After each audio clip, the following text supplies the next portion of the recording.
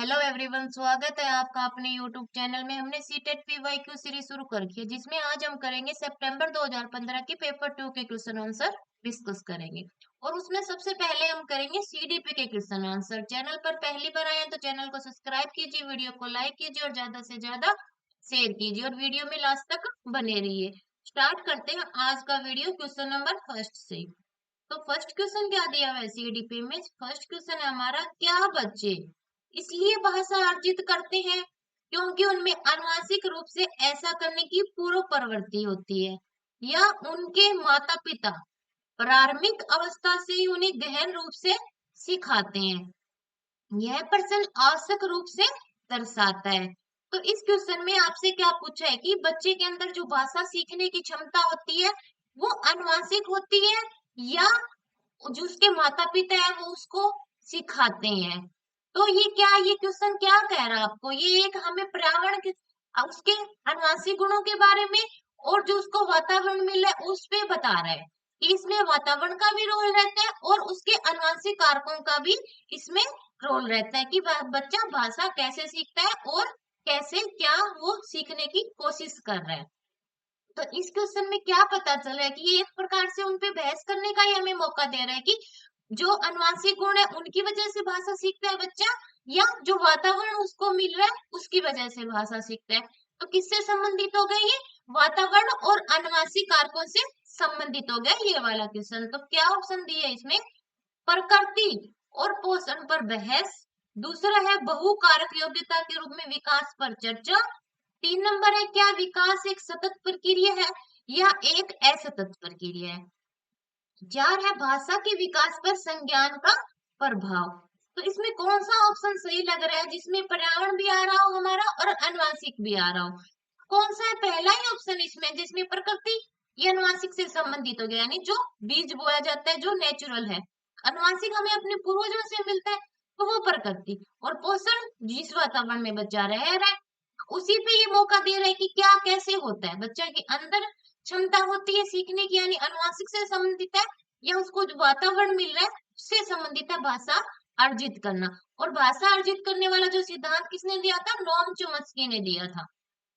ठीक है, तो पहले का आ जाएगा फर्स्ट नंबर ऑप्शन हमारा राइट हो जाएगा, प्रकृति और पोषण पर बहस। सेकंड क्वेश्चन क्या दिया है? अमूर्त वैज्ञानिक चिंतन के लिए क्षमता का विकास निम्नलिखित अवस्थाओं में से किसकी एक विशेषता है? तो ये अमूर्त वैज्ञानिक चिंतन, तो अमूर्त मूर्त और ये सब किसने बताया था? प्याजे ने बताया था। तो और प्याजे ने कौन सा सिद्धांत दिया था विकास का? संज्ञानात्मक विकास का सिद्धांत दिया था। ठीक है, कि बच्चा भौतिक वातावरण के साथ क्रिया करते हुए अपना अधिगम करता है, अपना विकास करता है। और अपने इन सिद्धांत में उन्होंने 4 अवस्थाओं के बारे में बताया। पहली संवेदीगामक अवस्था, फिर दूसरी पूर्व संक्रियात्मक अवस्था, 3 नंबर पे मूर्त, और 4 पे है मूर्त संक्रियात्मक अवस्था या औपचारिक संक्रियात्मक अवस्था। तो जो पहली अवस्था होती है इसमें बच्चा अनुकरण से और अपने इंद्रियों के प्रयोग से अधिगम करता है। तो इसमें किसका हो गया? अनुकरण का और इंद्रियों, ये सबसे इंपॉर्टेंट रोल होता है सब जो पहली अवस्था है। दूसरे में बच्चे में अहम केंद्रिता आ जाती है, जीववाद का गुण आ जाता है जो पूर्व संक्रियात्मक अवस्था होती है। और बच्चा क्या करता है उसमें? अपलटन का गुण आ जाता है, ये इस अवस्था की विशेषता है। जो 3 नंबर आ गई हमारी मूर्त संक्रियात्मक अवस्था, इसमें बच्चे में चिंतन करने का तो गुण आ जाता है, पर वो जो उसके सामने है यानी मूर्त चिंतन करेगा इस वाली अवस्था में बच्चा, उसमें संरक्षण का गुण आ जाएगा, केंद्रीकरण का गुण आ जाएगा जो तीसरी अवस्था है। 4 नंबर अवस्था में क्या आता है? बच्चा अमूर्त चिंतन करने लग जाता है, यानी उसके सामने जो शब्द नहीं है उनके बारे में भी वो सोचना प्रारंभ कर देगा। कौन सी अवस्था में? 4 नंबर की अवस्था में। तो वही हमसे पूछा है अमूर्त वैज्ञानिक चिंतन, तो ये 4 नंबर की अवस्था में आएगा। जो प्याजे की 4 नंबर की अवस्था है वो कौन सी है? औपचारिक या अमूर्त संक्रियात्मक अवस्था। तो इसमें क्या आ जाएगा? 2 का 4 नंबर ऑप्शन है औपचारिक संक्रियात्मक अवस्था। तो 2 का आ जाएगा हमारा 4 नंबर ऑप्शन राइट हो जाएगा। 3 नंबर क्वेश्चन क्या है? एक बच्चा तर्क प्रस्तुत करता है, आप यह मेरे लिए करें और मैं वह आपके लिए करूंगा। यह बच्चा कोलबर्ग की नैतिक तर्कणा की किस अवस्था के अंतर्गत आएगा? तो ये कौन सी अवस्था है? पहले तो ये देखिए सिद्धांत कौन सा है और किसने दिया था। तो ये सिद्धांत है नैतिक विकास का सिद्धांत। और किसके द्वारा दिया गया है? कोहलबर्ग के द्वारा दिया गया है। ये आपको पता है। तो कोहलबर्ग ने अपने सिद्धांत में 3 अवस्था और उसके 6 स्तर बताए। पहली पूर्व परंपरागत, दूसरी परंपरागत और 3 नंबर की पश्च परंपरागत। ये 3 अवस्थाएं बताई और उसके 6 स्तर बताए, यानी एक अवस्था के दो दो स्तर बताए हैं, तो 6 हो गए हमारे। पहले क्या करता है बच्चा नैतिकता का पालन? या तो आज्ञा मानकर करेगा या दंड से बचने के लिए करेगा। फिर लेने देने वाला भाव आएगा उसके अंदर। फिर अच्छा बनने के लिए करेगा, फिर समाज के प्रति जो नियम है उसके हिसाब से करेगा। लास्ट में वो अपने सोचना प्रारंभ कर देगा, यानी नियम को बदलने की कोशिश करेगा कि जो उसके लिए सही है उसी हिसाब से करे। फिर उसमें आ जाता है आंतरिक विवेक। तो ये सब इसी के हिसाब से बच्चा नैतिकता का पालन करता है। ये कोहलबर्ग ने बताया था। तो इसमें पूछा है कि यह आप यह मेरे लिए करें और मैं वह आपके लिए करूंगा, तो ये कौन सी अवस्था के अंतर्गत आएगा? इसमें हमें यह बताना है। पहला ऑप्शन क्या दिया हुआ है? सहायक उद्देश्य अभिमुखीकरण। दूसरा है दंड और आज्ञा पालन अभिमुखीकरण। तो दंड और आज्ञा से तो बच्चा जो फर्स्ट अवस्था की पहला स्तर है वो वाला हो गया, तो ये तो नहीं आएगा, इसमें लेने देने वाला भाव है। 3 नंबर है अच्छा लड़का या अच्छी लड़की अभिमुखीकरण। तो ये भी हो सकता है, यानी मैं आपके लिए कर रहा हूँ, मैं आपके लिए अच्छा बन रहा हूँ, आप मेरे लिए बनो, इससे हो सकता है। या वो बोलते हैं कि आज मैं लंच नहीं लेके आया, आप अपना लंच मुझे शेयर कराइए क्योंकि कल मैंने आपको शेयर करवाया था, वो वाला भाव हो सकता है। तो कौन सा ऑप्शन इसमें सही हो सकता है आपको? एक तो फर्स्ट नंबर ऑप्शन भी सही आएगा और एक थर्ड नंबर ऑप्शन भी इसमें सही हो सकता है, क्योंकि हमें एग्जैक्ट नहीं बताया है कि कौन सी अवस्था के बारे में पूछा होता है तो हम बता देते, पर इसमें स्तर पूछा गया है कि कौन से स्तर पर आएगा। तो थ्री का आ जाएगा, एक तो फर्स्ट भी आएगा और एक थ्री भी आएगा, यानी दो आंसर इसके सही माने हैं। तो क्या आ जाएगा? थ्री का फर्स्ट और third number option. 4 number question क्या है? प्रगतिवादी शिक्षा है। हमें बताना है कि प्रगतिवादी शिक्षा क्या है। तो नाम से आपको पता चल रहा है कि प्रगतिवादी, यानी इसमें बच्चे की हमें प्रगति करवानी है, उसको प्रोग्रेस की ओर लेके जाना है। और वो कब हो सकता है? जब बच्चा उसमें खुद क्रियाशील होगा, खुद हिस्सा लेगा, कुछ उसमें कुछ करके देखेगा स्वयं से, वो है हमारी प्रगतिवादी शिक्षा हो जाएगी। यानी इसमें बच्चा अपना जो अधिगम कर रहा है वो खुद से करने की कोशिश कर रहा है। टीचर को क्या करना है? उसकी सहायता करनी है जब उसको जरूरत हो, उसका सहयोग करना है, ना कि उसपे ऐसे बैठ जाना है कि नहीं आप यही करो, मैंने आपको यही बताया था। उसको खुद को अवसर देना है, जहां तक हो सके उसको खुद से अपने विचारों को अभिव्यक्त करने का अवसर हमें देना है, वो हमारी प्रगतिवादी शिक्षा है। तो पहला ऑप्शन क्या दिया है? इस मत पर विश्वास करते हैं कि शिक्षक को अपने उपागम में दृढ़ रहना और वर्तमान समय में बिना दंड का प्रयोग किए बच्चों को पढ़ाया नहीं जा सकता। दूसरा ऑप्शन है समस्या समाधान और आलोचनात्मक चिंतन पर अधिक बल देती है। तीन है अनुबंधन और पुनर्बलन के सिद्धांतों पर आधारित है।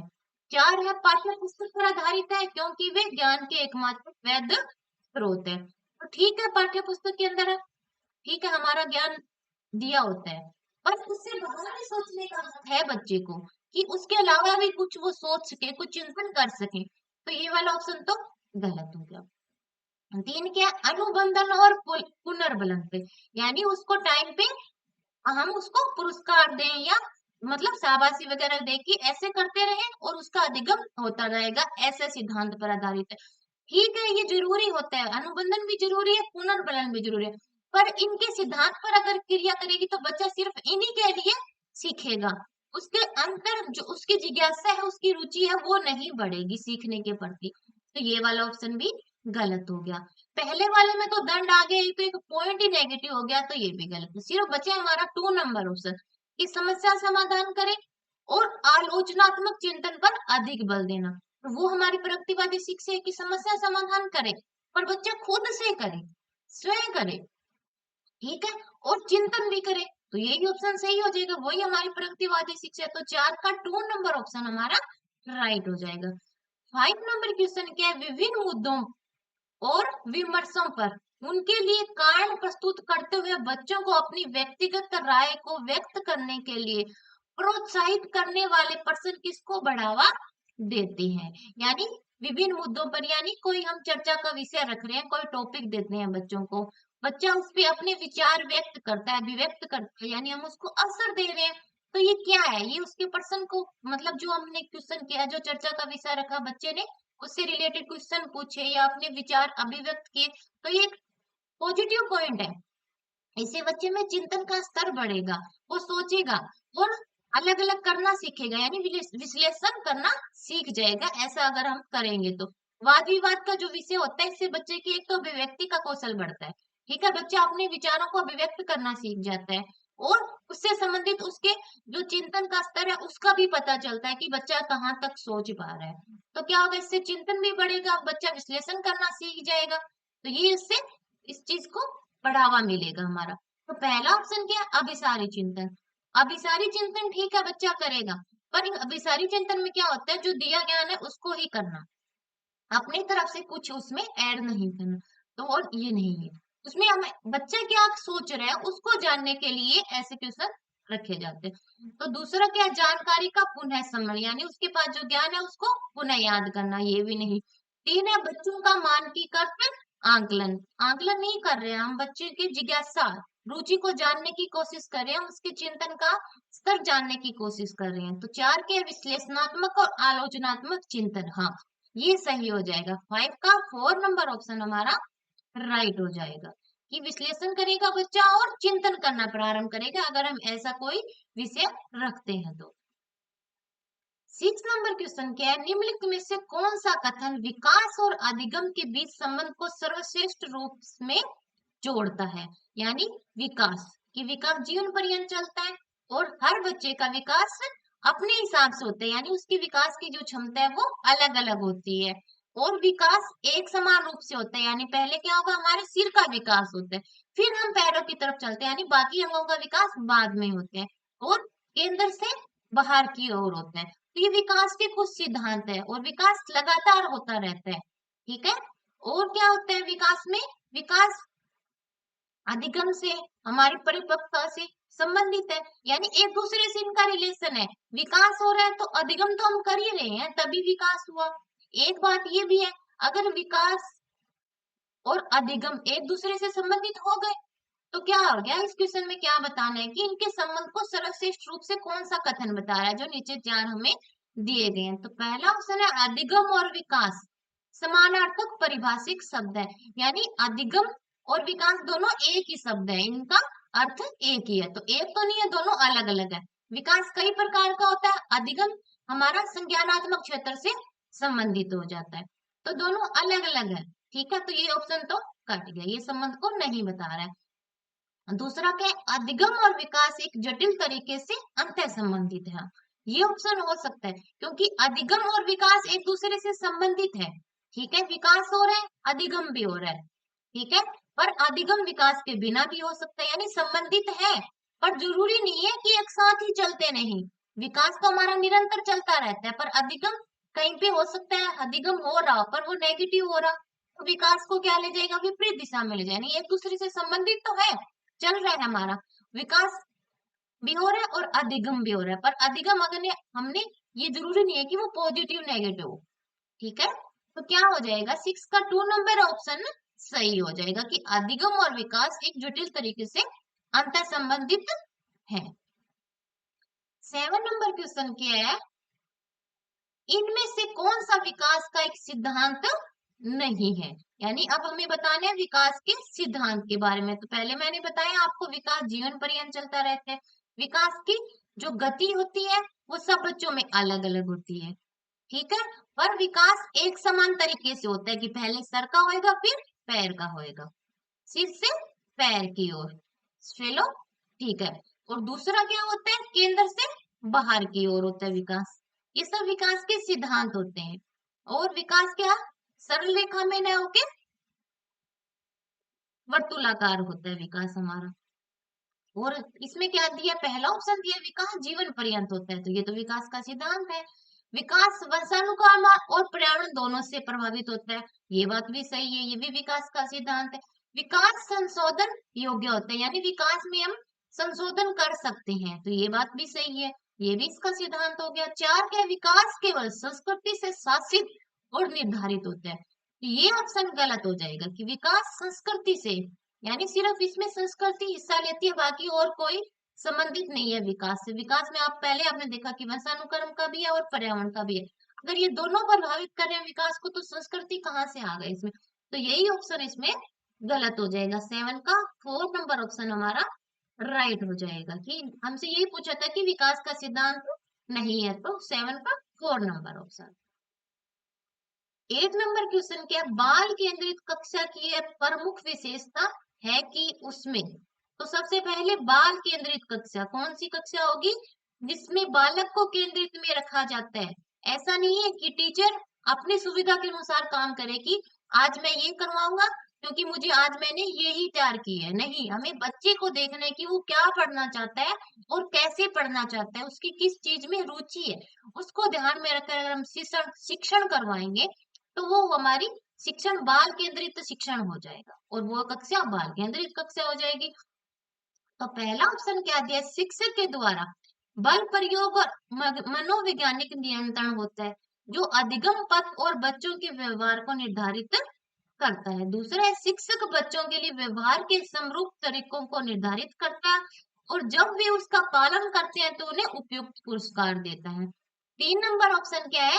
शिक्षक की भूमिका ज्ञान को सीखने के लिए उसे प्रस्तुत करना और शिक्षार्थी का मानक मापदंडों पर आकलन करना। 4 है शिक्षक के मार्गदर्शन से शिक्षार्थियों को अपनी स्वयं की समझ का निर्माण करने के लिए उत्तरदायी बनाया जाता है।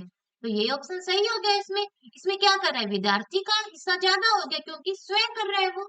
शिक्षक क्या कर रहा है? सिर्फ उसका एक मार्गदर्शन कर रहा है, उसको जब सहायता की जरूरत है तब वो सहायता कर रहा है, पर बच्चा कर तो खुद से रहा है। तो यही ऑप्शन इसमें राइट हो जाएगा। तो 8 का 4 नंबर ऑप्शन हमारा राइट हो जाएगा, वो है हमारी बाल केंद्रित कक्षा। 9 नंबर क्वेश्चन क्या है? बुद्धि के बारे में निम्नलिखित में से कौन सा कथन सर्वाधिक उपयुक्त है? तो बुद्धि से भाई यानी बुद्धि क्या? हमारी अमूर्त विचारों को सोचने की क्षमता बुद्धि है हमारी। और बुद्धि के बारे में अलग अलग मनोवैज्ञानिकों ने अलग अलग सिद्धांत दिए हैं। किसी ने एक कारक संबंधी दे दिया कि सिर्फ अनुवांशिक कारक संबंधित होते हैं बुद्धि ने, किसी ने सामाजिक और उसके बारे में बता दिया। हार्वर्ड गार्ड ने बुद्धि के 8 प्रकार बताए, यानी बुद्धि बहुबुद्धि का सिद्धांत दिया हार्वर्ड गार्ड ने। यानी अलग अलग मनोवैज्ञानिकों ने बुद्धि के बारे में अपने अलग अलग विचार व्यक्त किए हैं। इस सिद्धांत में हमें क्या, इसमें क्वेश्चन में क्या बताना है? बुद्धि के बारे में निम्नलिखित में से कौन सा कथन सर्वाधिक उपयुक्त है, यानी कौन सा कथन सही है वो हमें बताना है। बुद्धि विद्यालय में अच्छा प्रदर्शन करने की योग्यता है, यानी सिर्फ विद्यालय में हमें अच्छा दिखाना है कि बेहतर करना है, वो हमारी बुद्धि है। तो बुद्धि सिर्फ विद्यालय तक ही सीमित नहीं है। ठीक है, तो ये ऑप्शन तो गलत हो गया। बुद्धि बहुआयामी है और इसमें कई पहलू निहित होते हैं। 3 नंबर ऑप्शन क्या? बुद्धि को केवल मानकीकृत बुद्धि लब्धि परीक्षणों के आयोजन के द्वारा विश्वसनीय रूप से निर्धारित किया जा सकता है। 4 है बुद्धि मूलभूत रूप से स्नायु तंत्र संबंधी कार्य प्रणाली है, यानी हमारे शरीर से संबंधित होगी, स्नायु तंत्र से संबंधित होगी बुद्धि। तो ये वाला ऑप्शन भी गलत हो गया। मानसिक प्रक्रिया होती है इसमें, तो हम अपने दिमाग का प्रयोग करते हैं बुद्धि में। तो ये वाला ऑप्शन गलत हो गया। यानी हमें जब जरूरत है तब हम उस काम को नहीं कर पाए तो हमारी बुद्धि लब्धि उसी हिसाब से निर्धारित की जाती है। तो क्या हो गया? ये वाला ऑप्शन भी गलत और फर्स्ट नंबर ऑप्शन भी। अब बचे 2 और 3 नंबर ऑप्शन। तरीके या बुद्धि को केवल मानकीकृत और बुद्धि परीक्षणों के आयोजन के द्वारा विश्वसनीय रूप से निर्धारित किया है, यानी बुद्धि के निर्धारण से संबंधित हो है कि बुद्धि कैसे जान सकते हैं कि बच्चे की बुद्धि कितनी है। तो ये सिर्फ बुद्धि का निर्धारण कर रहे हैं, इसके लिए नहीं। दूसरा क्या? बुद्धि बहुआयामी है। हाँ, तो ये हार्वर्ड गार्ड ने बताया था कि बुद्धि 8 प्रकार की होती है, तो बहुआयामी होगी, एक से ज्यादा प्रकार हो गए और इसमें कई पहलू निहित होते हैं। तो कई पहलू हो गए कि शारीरिक बुद्धि भी हो सकती है, हमारी गतिक बुद्धि भी हो सकती है, अंतर यानी एक हमारे खुद के विचारों को जानने की, एक दूसरों के विचारों के जानने की, यानी अलग अलग प्रकार की बुद्धि हो गई। तो ये ऑप्शन सही हो जाएगा। बुद्धि बहुआयामी होती है, बुद्धि से संबंधित। तो ये सही हो जाएगा। 9 का 2 नंबर ऑप्शन हमारा राइट हो जाएगा। 10 नंबर क्वेश्चन क्या है? लिंग जेंडर पक्षपात ब्लैंक की ओर संकेत करता है, यानी लिंग जेंडर पक्षपात क्या हो गया कि हम अपने विचार बना रखे हैं कि लड़का इसका क्षेत्र में जाएगा और लड़की ये काम करेगी, यानी हमने पहले ही सोच रखा है, निर्धारित कर रखा है उनके क्षेत्र को कि लड़के को ये काम करना है और लड़की को ये काम करना है। तो वो हमारा पक्षपाती है, यानी उसी के हिसाब से उनके साथ व्यवहार करेंगे, उन्हीं के हिसाब से उनको कार्य देंगे। तो एक प्रकार से हम पक्षपाती कर रहे हैं, उनकी खुद की राय तो जानने की कोशिश कर रहे हैं कि आपको क्या करना है, आप खुद बताओ। तो ये पक्षपाती तो हो गया कि लड़के को तो हम सोच बोल रहे हैं कि आप डॉक्टर बनो, इंजीनियर बनो, और लड़की को घर पे बैठा रहे हैं। तो पक्षपाती तो कर रहे हैं, और किसके हिसाब से कर रहे हैं? लिंग के हिसाब से कर रहे हैं कि वो एक लड़की है इसलिए, और वो एक लड़का है इसलिए। तो ये बात आपकी समझ में। लिंग जेंडर पक्षपात ब्लैंक की ओर संकेत करता है, वो हमें बताना है। तो पहला ऑप्शन क्या दिया हुआ है? अपने शरीर विज्ञान के कारण लड़कों और लड़कियों के बीच विभिन्नताओं की स्वीकृति। दूसरा है सांस्कृतिक अभिव्यक्तियों के कारण अपेक्षाओं पर आधारित लड़कों और लड़कियों से भिन्न व्यवहार करना। तीन क्या है? अनुवांशिक विभिन्नताओं जो लड़के और लड़कियों में मौजूद है। चार क्या है? स्त्रियोचित और पुरुषोचित विशेषताओं में सापेक्षिक रूप से स्वयं का बोध। तो कौन सा ऑप्शन आपको सही लग रहा है लिंग जेंडर पक्षपात के हिसाब से? तो देखिए जो हमारा है 2 नंबर ऑप्शन, 10 का क्या है? जो 2 नंबर ऑप्शन क्या है? सांस्कृतिक अभिव्यक्तियों के कारण अपेक्षाओं पर आधारित लड़कों और लड़कियों से भिन्न व्यवहार। यानी हमने अपेक्षा ही तो कर रखी है कि लड़का ये काम करेगा और लड़की ये काम करेगी, उसी के हिसाब से उनसे व्यवहार किया जा रहा है। तो ये सही हो गया, ये लिंग जेंडर पक्षपात को ही बता रहे हैं। तो 10 का 2 नंबर ऑप्शन हमारा राइट हो जाएगा।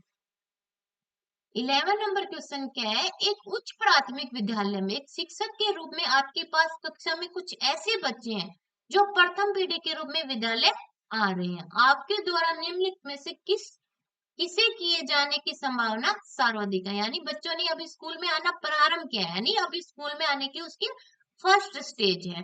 तब आप क्या करोगे? क्या आपको करना सही लगेगा कि वो बच्चे के हिसाब से सही है, वो इस क्वेश्चन में हमें बताना है।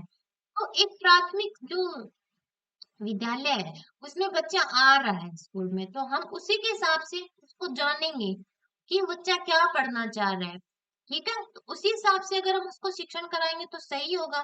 तो पहला ऑप्शन क्या है? बच्चों से कहेंगे कि उनमें आगे पढ़ने की क्षमता नहीं है और अब उन्हें अपने माता पिता के काम में सहायता करनी चाहिए। यानी आपने जितना पढ़ लिया उतना ठीक है, अब आप अपने घर पे बैठो और अपने मम्मी पापा की सहायता करो, वो जो काम कर रहे हैं उनकी हेल्प करो। तो ऐसा कहना क्या सही रहेगा? हम उनको नहीं पढ़ाना आगे, वहीं पे छोड़ देना उनको। तो ये पॉइंट तो एक नेगेटिव पॉइंट है, ये तो गलत हो जाएगा। दूसरा क्या? माता पिता को बुलाएंगे और उनसे अपने बच्चों को ट्यूशन लगाने को नम्रता पूर्वक कहेंगे कि आपके बच्चे को ट्यूशन की जरूरत है, यानी एक्स्ट्रा पढ़ाई की जरूरत है, तो आप उनका ट्यूशन लगा दीजिए, हम नहीं पढ़ा सकते। तो ये पॉइंट भी नेगेटिव हो गया, ये भी गलत। तीन क्या है? कक्षा गतिविधि के समय और गृह कार्य के लिए उन्हें बुनियादी सहयोग और उन सहायता उपलब्ध अन्य सहायता उपलब्ध कराएंगे। चार है उन्हें याद करने के लिए और उत्तर को जांच 5 बार अपनी उत्तर पुस्तिका में लिखने के लिए गृह कार्य देंगे। तो ये भी नहीं, इससे तो बच्चे का बोझ बढ़ जाएगा कि उसको काम भी करना और फिर 5 बार दोबारा लिख के देखना है। इससे तो बच्चा उस चीज से दूर भागेगा, वो लिखने की कोशिश करेगा ही नहीं, तो उससे पढ़ाई से तो रुचि उसकी वैसे ही उड़ जाएगी। तो ये भी गलत हो गया। सिर्फ बच्चा हमारा 3 नंबर ऑप्शन कि कक्षा गतिविधि के समय और गृह कार्य के लिए उन्हें बुनियादी सहयोग देंगे, यानी उनकी हेल्प करेंगे कि कहाँ आपको दिक्कत आ रही है मुझसे पूछो, मैं बताऊंगा कि आप ऐसे करो उस चीज को। तो ये सही रहेगा, इससे बच्चा उस काम को अच्छे से कर पाएगा और उस जान भी पाएगा कि कैसे करना है उस चीज को। तो क्या हो जाएगा? यही ऑप्शन इसमें सही हो जाएगा, 11 का 3 नंबर ऑप्शन। 12 नंबर क्वेश्चन क्या है? सामान्य आयु के बच्चों में भी आकृति, योग्यता, स्वभाव, रुचि, प्रवृत्ति और अन्य बातों में बहुत अंतर होता है। इस संदर्भ में विद्यालय की क्या भूमिका है? तो आपको पता है कि आयु, समान आयु यानी जिनकी आयु तो सेम है, एज सेम है, पर उनकी आकृति यानी कोई लंबा होता है, कोई छोटा होता है, कोई मोटा होता है, कोई पतला होता है, पर एज तो सेम होती है। तो ये उनमें एक डिफरेंस हो गया। योग्यता का भी होता है, यानी वो अलग अलग योग्यता होती है कि किसी बच्चे के पास में पढ़ने की क्षमता ज्यादा है, किसी के पास में खेलने की क्षमता ज्यादा है। तो ये डिफरेंस आ गया। स्वभाव भी अलग अलग होता है, कोई बच्चा कैसा ही स्वभाव करेगा, कोई कैसा ही। उनकी रुचि भी अलग होती है, प्रवृत्ति भी अलग होती है। तो ये सब अलग अलग वही है ना कि विकास अलग अलग हो रहा है, कि पता नहीं कौन सा बच्चे का विकास किस क्षेत्र में अधिक है और किस में कम है, किस बच्चे की रुचि कौन से क्षेत्र में है और किस बच्चे की कौन सी है। हो सकता है कोई बच्चा संज्ञानात्मक क्षेत्र में बेहतर हो, कोई खेलने में अच्छा, कोई गाने में अच्छा, कोई डांस में अच्छा, यानी रुचि अलग होगी, उनका विकास का क्षेत्र अलग हो गया। तो ये सब उनमें डिफरेंस हो गया। तो इसके संदर्भ में विद्यालय की क्या भूमिका रहेगी? अगर हम उन्हीं से जो उनकी क्षमता है उन्हीं के अकॉर्डिंग उनको काम देंगे, उन्हीं के अकॉर्डिंग उनका विकास करेंगे तो उनके लिए सही होगा। तो वही हमें विद्यालय की भूमिका हो जाएगी इसमें। तो पहला ऑप्शन क्या है? सुनिश्चित करना कि सभी बच्चों का विकास एक ही प्रकार से हो, यानी ऐसा आयोजन कर देना कि बच्चे का जो रुचि है उसको छोड़ दो और सबको एक ही लाइन में लेते चलो कि आपको यही पढ़ना है, यही काम करना है। तो ये तो सही नहीं है। दूसरा क्या है? सुनिश्चित करना कि प्रत्येक बच्चों को अपनी क्षमताओं के अनुसार विकास के अवसर मिले। हाँ, ये सही हो जाएगा कि हमें देखना है कि बच्चे को जो जितनी उसकी क्षमता है उसी के हिसाब से उसको अवसर दिया जाए। तो ये सही हो जाएगा। 12 का 2 नंबर ऑप्शन हमारा राइट हो जाएगा। 13 नंबर क्वेश्चन क्या है? एक समावेशी कक्षा में किसी शिक्षिका की सबसे महत्वपूर्ण भूमिका क्या होगी? यानी समावेशी कक्षा जिसमें हर प्रकार का बच्चा होगा, चाहे वो गॉड गिफ्टेड बच्चा हो, प्रतिभाशाली, चाहे एवरेज हो या एवरेज से कम हो, सब बच्चों को एक साथ शिक्षा दी जा रही है। तो वो है हमारी समावेशी कक्षा, यानी उनको अधिकार है कि वो उस कक्षा में बैठ के पढ़ सके, उनको हम बाहर नहीं निकाल सकते। वो है हमारी समावेशी कक्षा कि आप तो इंटेलिजेंट बच्चे हो, आप अलग जाओ, आप एवरेज बच्चे हो, आप अलग बैठो। ऐसा नहीं करना है, सब साथ लेके चलना है। अगर हम पढ़ा रहे हैं ठीक है, अगर हम उनसे अलग भी कुछ बता रहे हैं तो वो भी सबको साथ में लेके चलना है। ठीक है, वो है हमारी समावेशी कक्षा। उसमें शिक्षिका क्या करे, उसकी क्या भूमिका महत्वपूर्ण होगी, वो हमें बताना है। पहला ऑप्शन है सुनिश्चित करना कि प्रत्येक बच्चे को अपनी संभावना को प्राप्त करने का अवसर मिले। दूसरा है कक्षा के लिए ऐसी योजना बनाना कि प्रत्येक बच्चा समान गति से आगे बढ़े। तीसरा है यह सुनिश्चित करना कि शिक्षिका कक्षा को मानक निर्देश दे रही है। चार क्या है? बच्चे के माता पिता के व्यवसाय को जानना ताकि शिक्षिका प्रत्येक बच्चे के भावी व्यवसाय को जान सके कि बच्चा भविष्य में किस व्यवसाय में जाएगा। तो ये भी नहीं, तीन भी नहीं, दो, सिर्फ फर्स्ट नंबर ऑप्शन में ऐसा है जिसमें क्या दे रहा है? बच्चे को उसकी क्षमता के अकॉर्डिंग अवसर दिया जा रहा है। तो क्या हो जाएगा? 13 का हमारा फर्स्ट नंबर ऑप्शन ही राइट हो जाएगा कि यह सुनिश्चित करना कि प्रत्येक बच्चे को जितनी उसकी क्षमता है उसके हिसाब से उसको अवसर मिल रहा है या नहीं मिल रहा, तो वो हमें सुनिश्चित करना है, वो हमें देखना है। तो ये एक शिक्षक की भूमिका है। तो 13 का फर्स्ट नंबर ऑप्शन हमारा राइट हो जाएगा। 14 नंबर क्वेश्चन क्या है? अपनी कक्षा के बच्चों को उनकी अपनी अवधारणा को बदलने में आप किस प्रकार सहायता करेंगे?